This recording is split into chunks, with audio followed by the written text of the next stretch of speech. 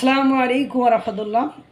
জয় বাংলার 93 জন আইনজীবী মহানগর দায়রা জজ ঢাকায় আজকে আত্মসমর্পণ করেছে। তাদের বিরুদ্ধে হত্যা চেষ্টার মামলা, ভাঙচুর, লুটপাট, ছিনতাই এই মামলা হয়েছিল 5ই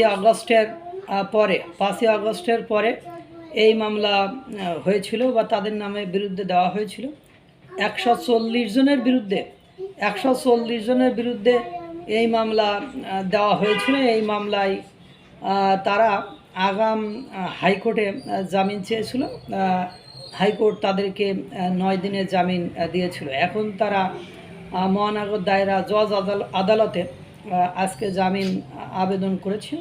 93 জন আওয়ামীপন্থী আইনজীবী অর্থাৎ জয় বাংলার আইনজীবীরা আত্মসমর্পণ করেছে এবং তারা বলছে আমরা আশা করি কোর্ট তার নিরপেক্ষতা, তার ন্যায় বিচার, তার ন্যায্যতা, তার সমতা এটা মানে বজায় রেখে আমাদের যে সঠিক রায় সেটা আমরা পাবো। আমাদের নামে যে মিথ্যা মামলা দেওয়া হয়েছে সেটা আমরা অবশ্যই সঠিক রায় পাবো।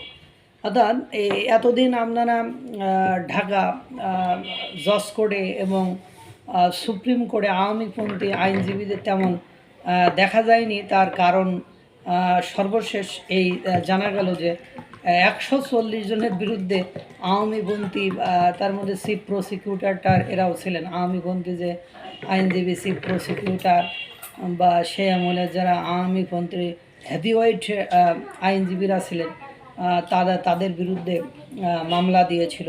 তা মামলা আবার কি নাশকতার মামলা, বোমা মামলা, লুটতরা, ছিনতাই, ভাঙচুর, আবার হত্যা চেষ্টারও মামলা।